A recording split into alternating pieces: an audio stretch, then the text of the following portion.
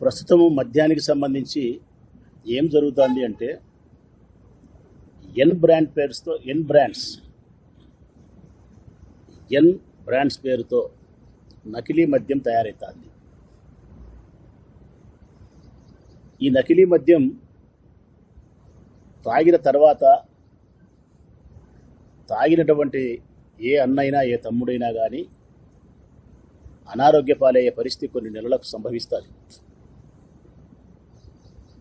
మరణించే పరిస్థితి కూడా సంభవిస్తుంది. రాష్ట్రంలో ఇప్పటికీ ప్రతి నియోజకవర్గంలోనూ రోజు 10ల సంఖ్యలో మరణిస్తున్నారు ఈ మద్యం సేవించి 16 నెలలుగా. ఏమంటే ఇవి అకౌంట్లోకి రావు, పోలీసులు నమోదు చేయడానికి వీలు లేని హత్యలు. ఒక రకంగా చెప్పాలా కాదు, స్పష్టంగా చెప్పాలంటే ప్రభుత్వం చేస్తున్నటువంటి హత్యలు. నకిలీ మద్యం సేవించినటువంటి చాలామంది అనేక రకాల ఆరోగ్య సమస్యలతో ఆరోగ్యం క్షీణించి చనిపోతున్నారు. లివర్ పాడైపోతుంది.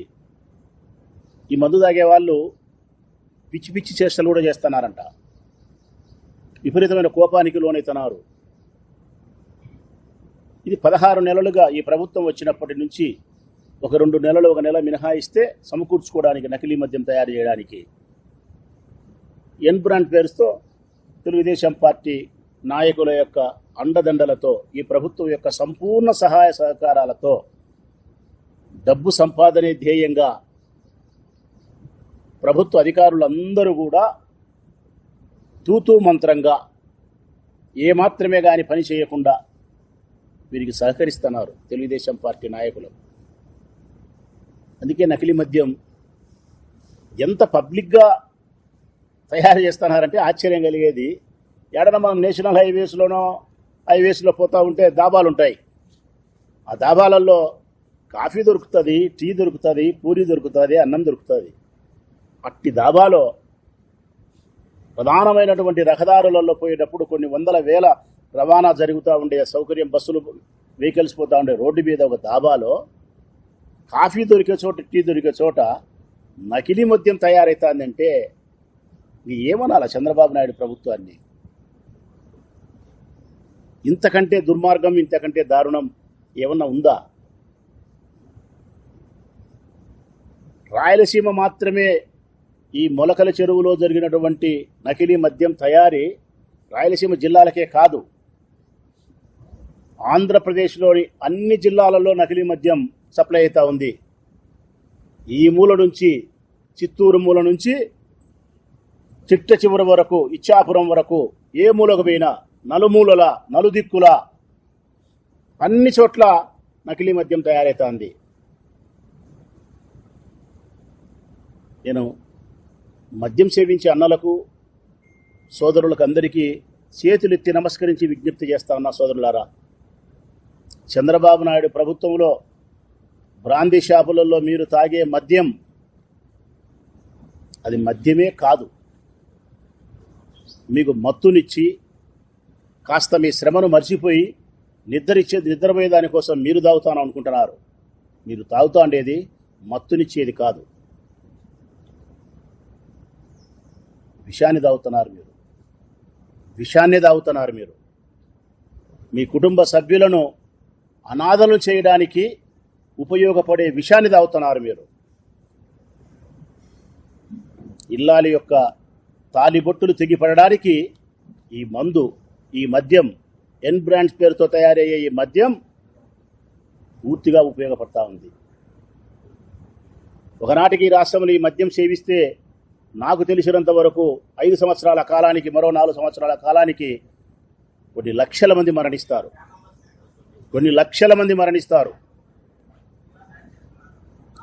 తక్కిన వాళ్ళు ఎవరైనా ఉండారంటే అనారోగ్యాలతో ఆసుపత్రుల పాలు చుట్టూ తిరుగుతూ ఉంటారు. దయచేసి మద్యం సేవించే సోదరుడు చెప్తా ఉన్నా, జాగ్రత్త. ఆ మద్యం సేవించే అన్నల యొక్క భార్యలకు చెప్తా ఉన్నా, ఆ చెల్లెమ్మలకు, ఆ కుటుంబ సభ్యుల పిల్లలకు చెప్తా ఉన్నా, మీ తండ్రిని కాస్త, మీ భర్తను కాస్త జాగ్రత్త పడమని సలహా ఇవ్వండి. ఈ రాష్ట్రంలో నకిలీ మద్యం ఏరులై పారుతా ఉంది. ప్రజల ప్రాణాలను బలిగొనే మందును తెలుగుదేశం పార్టీ నాయకులు విచ్చలవిడిగా తయారు చేసి అమ్ముతా ఉన్నారు. ప్రభుత్వ అధికారులు ఏమాత్రమే చర్యలు తీసుకోవడంలే. ఇది ఎగ్జాంపుల్ కూడా చెప్తా ఉన్నా. నేను 16 నెలలు అయింది ప్రభుత్వం వచ్చి. నేను అడుగుతా ఉన్నా ఎక్సైజ్ అధికారులను, ఇంతవరకు ఎక్కడైనా ఈ రాష్ట్రంలో ఉండబడిన సుమారు 3,500 బ్రాందీ షాపులు ఉన్నాయి. ఈ 3,500 బ్రాందీ షాపులలో ఎప్పుడైనా ప్రొద్దుటూరు మొదలుకుంటే ఏ ఒక్క బ్రాందీ షాపులైనా మీరు తనిఖీ చేసినారా? ఈ 16 నెలల్లో ఏ ఒక్క బ్రాందీ షాప్ అయినా మీరు తనిఖీ చేసినారా?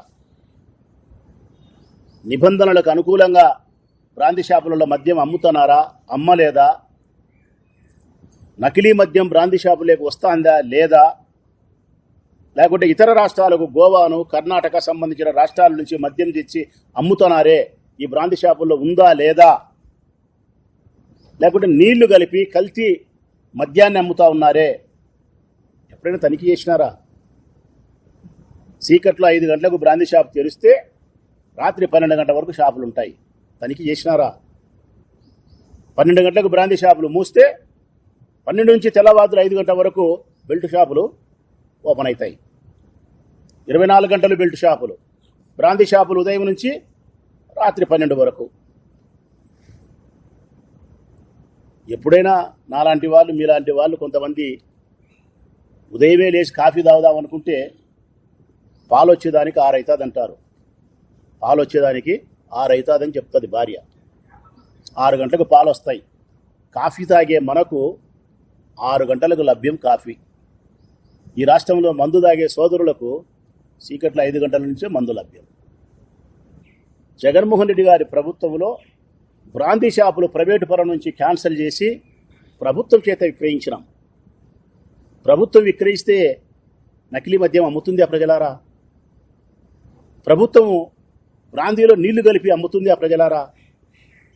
ప్రభుత్వము నియమ నిబంధనలకు ప్రకారం అమ్ముతుంది ఆ ప్రజలారా? నిర్ణీత సమయాన్ని కాదని ప్రభుత్వం అమ్ముతుంది ఆ ప్రజలారా?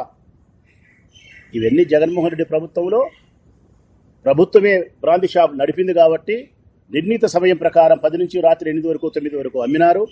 కల్తీ లేని మద్యాన్ని అమ్మినారు. ఏపీ బ్రూవరీస్ నుంచి మందు తెచ్చి అమ్మినారు. ఎంఆర్పీ ధరల ప్రకారమే మందు అమ్మినారు. బెల్ట్ షాపులు లేకుండా చూడగలిగినారు. బ్రాందీ షాపుల్లో మందు తాగనీయకుండా చూడగలిగినారు. మర్యాదగా మటసంగా తాగేవాడు ఇంటికి పోయి కొంపకు పోయి పిల్లాం సమక్షంలో 4 అంశాలు 5 అంశాలు తాగి ఉండాల్సిన పరిస్థితిని ఆయన కల్పిస్తే ఎన్ బ్రాండ్స్ అని చెప్పి ఆయన గబ్బు పట్టించే ప్రయత్నం చేసి లేని లిక్కర్ కేసు పెట్టి జైళ్లకు పంపించి పబ్బం గడుపుకునే ప్రయత్నం చేసిన దుర్మార్గమైన ప్రభుత్వం ఈ ప్రభుత్వం, చంద్రబాబు నాయుడు ప్రభుత్వం. మనుషుల యొక్క, పేదవారి యొక్క ప్రాణాలతో కూడా ధనార్జన చేయడం, పత్రికల కొద్దీ వారికి సంబంధించిన పచ్చపత్రికలు, అధికారుల కొద్దీ. ఎక్సైజ్ అధికారులైతే మామూలు మత్తులో మునిగి తేలుతున్నారు. తాగి మత్తు అయితే అనేది ప్రజలకు కాదు ప్రజలారా. మామూలు మత్తులో ఎక్సైజ్ అధికారులు ఉన్నారు. 100 కోట్ల రూపాయల ధనార్జనలో నాయకులుండారు. ఈ ప్రజలు తాగుతాండేది మత్తు కాదు, విషం తాగుతున్నారు ఈ ప్రజలు. 99 రూపాయలు సుమో. ఇది చంద్రబాబు నాయుడు ప్రజలకు ఇచ్చినటువంటి బంగారు కానుక. ఇది అమృతమంట. నేను చెప్తాను అన్నలారా, ముఖ్యంగా నా ప్రొద్దుటూరు నియోజకవర్గ ప్రజలారా, 1కి 10 సార్లు చెప్తాను అన్నలారా, ఈ మద్యం కోసమే నాకు ఓటేయలే మీరు. అయినా పర్వాలే, మీ కుటుంబాలు, మీ భార్యలు, మీ పిల్లలు, మీ సంసారం పచ్చగుండాలనే మనస్ఫూర్తిగా మనసావాసే కర్మే అని చెప్తానా. ఈ 99 రూపాయలకి ఇచ్చే ఈ మద్యం స్పిరిట్. ఇది ఆల్కహాల్ కాదన్నలారా, స్పిరిట్. ఇది కంప్లీట్గా స్పిరిట్. ఇది నేను మొట్టమొదటి రోజే చెప్పినా. భారీగా స్పిరిట్ను కొనుగోలు చేస్తున్నారు. స్పిరిట్కి అనుమతులు మామూలుగా ఇయ్యరు. కరోనా సమయంలో స్పిరిట్ అవసరం ఉంది కాబట్టి, శానిటైజ్ చేయాలి కాబట్టి అప్పుడు ఇచ్చిన అనుమతుల ప్రకారం దీన్ని భారీగా కొనుగోలు చేసి డంపింగ్ చేసుకొని ఈ నకిలీ మద్యాన్ని తయారు చేసే కర్మాగారాల దగ్గర నుంచి తయారవుతుంది స్పిరిట్. ఇది 10 రూపాయలకు 20 రూపాయలకు తయారయ్యే బాటలు. ఇది తాగితే పేగులు కాల్తాయన్నా, లివర్ పాడైపోతుందన్నా, సర్వనాశనం అయిపోతాం, మరణిస్తాం కొన్ని నెలలకు. మన భార్య, మన పిల్లలు అనాథలైపోయే పరిస్థితుంది. మీరు కష్టపడి శ్రమ చేసి సంపాదించిన డబ్బును రక్తం రూపంలో వీళ్ళు తాగుతున్నారు రాక్షసులు. మీకు విషాన్ని ఇస్తున్నారు, విషాన్ని తాపుతున్నారు, మీ చేత విషాన్ని తాపిస్తున్నారు. వాళ్ళు మీ రక్తాన్ని, మీ శ్రమను తాగుతున్నారు. దయచేసి మీ భార్య కోసం, మీ పిల్లల కోసం, మీ కుటుంబాల కోసం కళ్ళు తెరవండి, జాగ్రత్త పడండి. చంద్రబాబు నాయుడు నేతృత్వంలో తయారయ్యే ఎన్బ్రాండ్ పేరుతో తయారయ్యే ఈ కల్తీ మద్యాన్ని మీరు సేవించొద్దు. మీకు ఇంకొక ఎగ్జాంపుల్ కూడా చెప్తా ఉన్నా నేను. ఈ 2 బాటళ్లకు తాగే వాళ్ళకే ముఖ్యంగా ఈ బాటలు మీరు చూడాలా, మీడియా కూడా జూమ్ చేసి చూపించాలా. దీనికి మూత మీద స్టిక్కర్ ఉంది. దీని ఏమంటారు? QR కోడ్ అంటారు. ఈ QR కోడ్ ఉండి స్కాన్ చేసేది ఉండేది బాటల్ మూత మీద వస్తుంది. ఇది ఏపీ బ్రూవరీస్ నుంచి ప్రభుత్వం ద్వారా అధికారపూర్వకంగా వచ్చేది. ఇది మంచిది. ఇది చూడండి, దీనికి లేదు, QR కోడ్ లేదు. స్వయంగా నేను నా డ్రైవర్ని పంపించి తెప్పించినది. దీనికి లేదు. అంటే ఇది నకిలీ.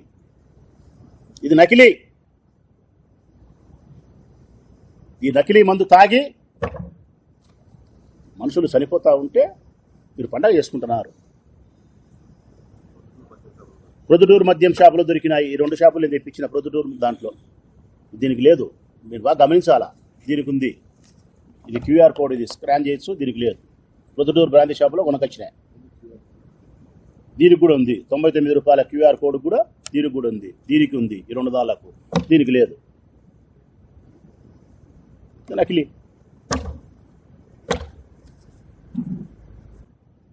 మరి ఇంత పెద్ద నకిలీ మద్యం తయారు చేసే కర్మాగారాన్ని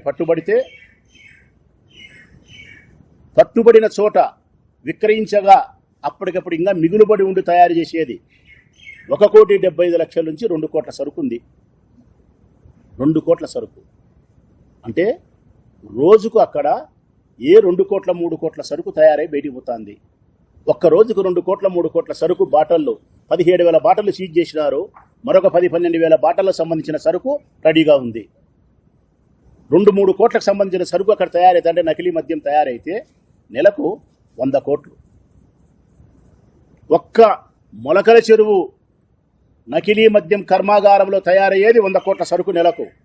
వీళ్ళు 15 నెలలుగా చేస్తున్నారు. అంటే 1,500 కోట్ల రూపాయల సరుకు వీళ్ళు విక్రయించినారు, నకిలీ మద్యాన్ని.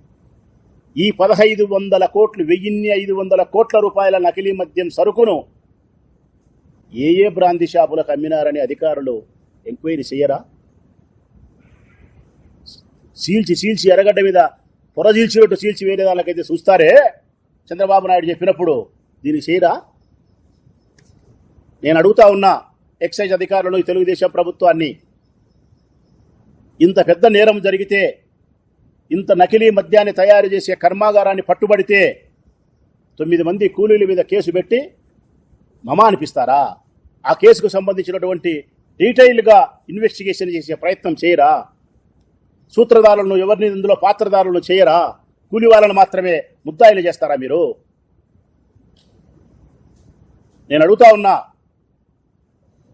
నా మొట్టమొదటి ప్రశ్న,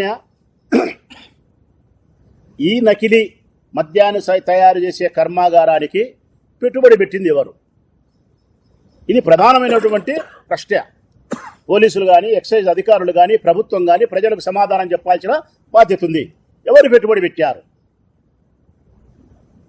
ఈ ప్రభుత్వం ప్రజలకు చెప్పాలా? రాచమల్లు ప్రసాద్ రెడ్డి పెట్టినాడా, పేరు నాని పెట్టినాడా, లేకుంటే ఇంకొకరు పెట్టినారా? చెప్పాలా కదా నువ్వు? చెప్పవే.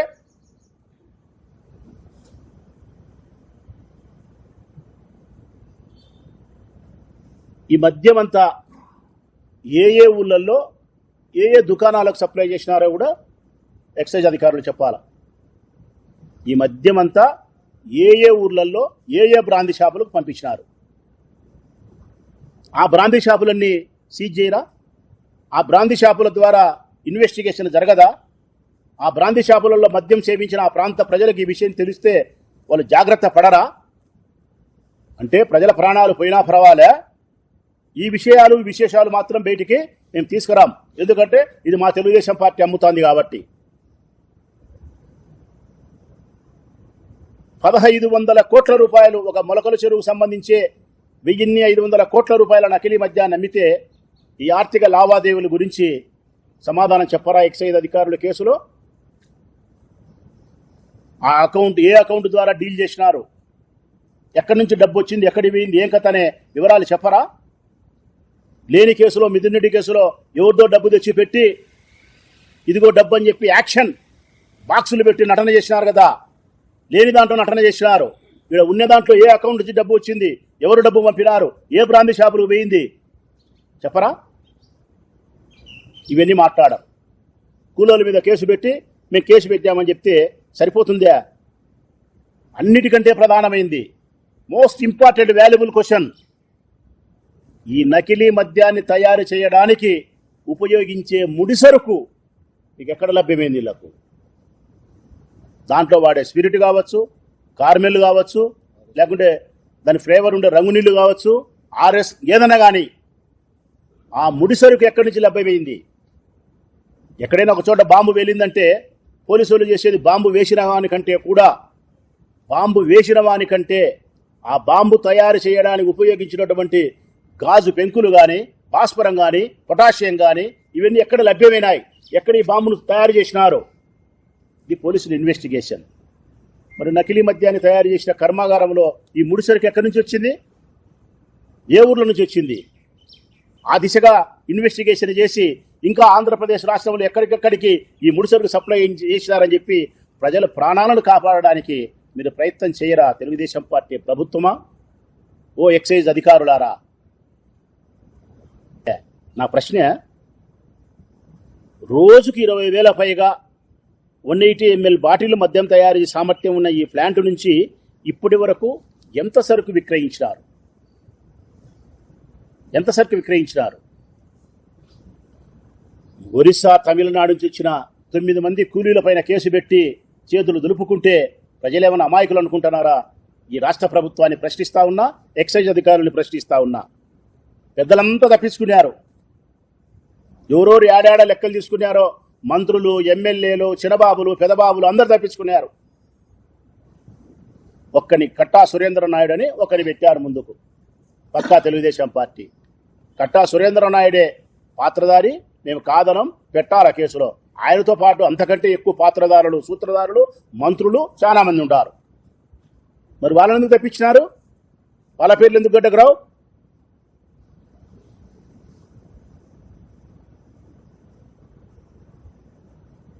లేబుళ్ళు, సీసాలు, మూతలు, స్పిరిట్, ఫ్లేవర్లు, భారీ యంత్రాలతో కూడిన ప్లాంటును నడపడం కేసులో ఇప్పుడు చూపిన నిందితులకు సాధ్యమవుతుంది? ఆ కూలీలకు,